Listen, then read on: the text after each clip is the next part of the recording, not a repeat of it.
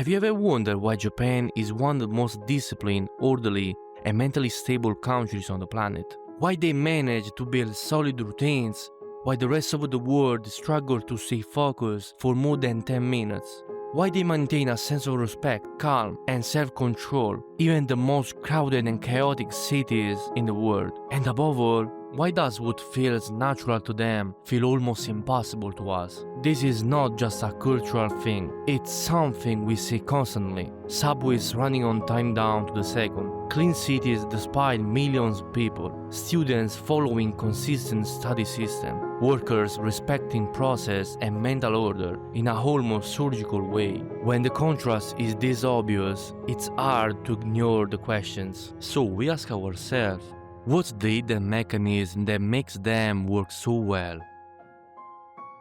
The most common answer is also the most convenient one. They were born that way. It's a polite way of saying there is nothing I can do about it. Genetics, a rigid culture, stricter education. That excuse lets us off the hook. If you believe it's destiny, you don't have to change anything. But reality doesn't support this theory. Japanese people are not born more disciplined. They don't have special neural wiring. The difference is not who they are, it's what they repeat. Their system is built on the small, the minimal, and that's exactly what creates the illusion of natural discipline. Let's step into the lab to understand it better. The brain is an organ that hates waste. Every choice, every decision, every act of willpower consumes ATP, the molecule that provides energy to cells.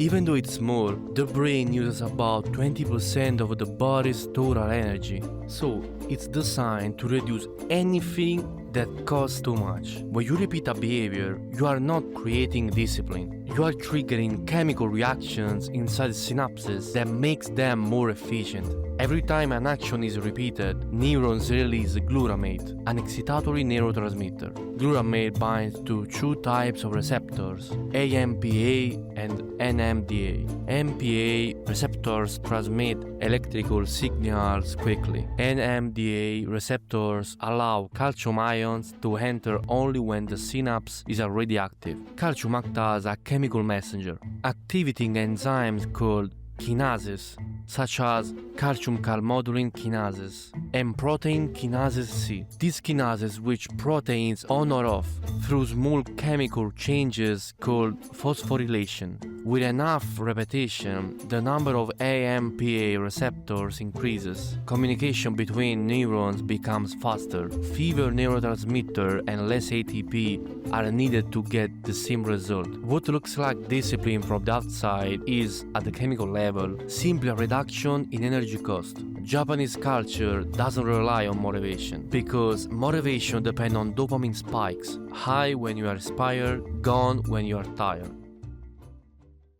Think about the idea of trajectory. If you turn a ship's wheel by 1 degree, nothing seems to happen, not a real difference. But keep that single degree for 100 kilometers and you end up in a completely different ocean. That's exactly what happened with Japanese habits. They don't change your day, they change the direction of your day. Their secret is not doing a lot, it's doing a little consistently for a long time. And that's what, over time, creates lives that look incredible for the outside, when in reality, they are just the sum of smart micro-decisions stuck together.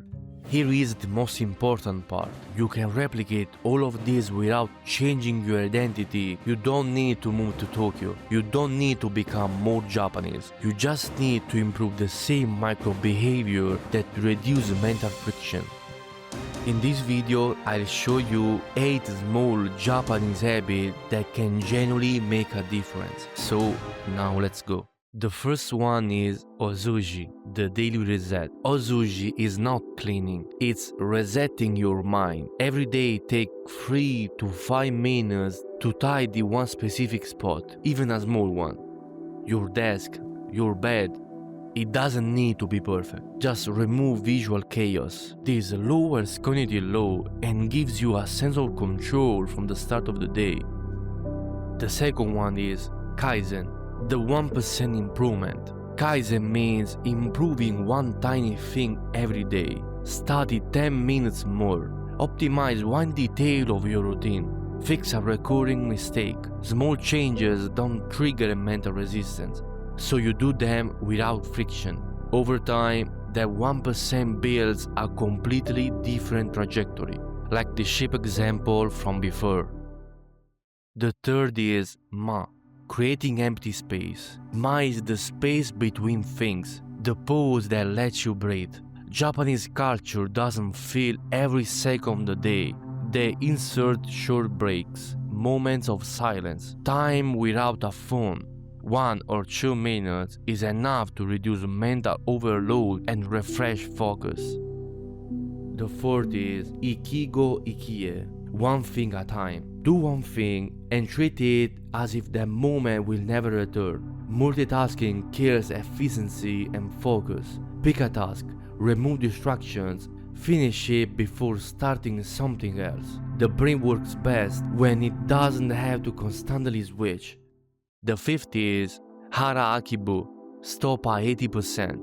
Don't push to exhaustion. Wherever eating, working or study, stop before you are full, physically and mentally. Leave a margin. This helps you stay consistent and avoid burnout. Better to work well every day than go all at once and recover for 2 days. Zazen, sitting to reset the mind.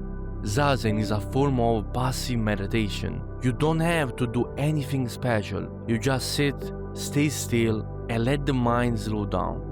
No apps, no music, no guidance, just presence. You are not trying to think better. You're letting thoughts lose power by not chasing them. This creates mental space, lowers internal noise, and restores clarity. The seventh is Kansha, gratitude as mental stability.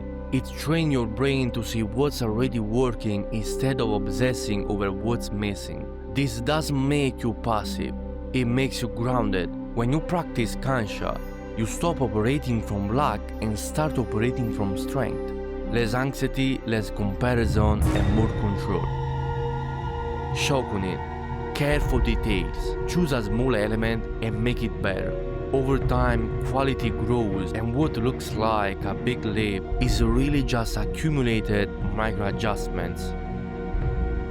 If this video gives you a new perspective, leave a like and comment, subscribe to the channel and hit the bell so you don't miss other content like this. Share it with someone you know who needs this message. And if you haven't yet, check out my last video. See you soon.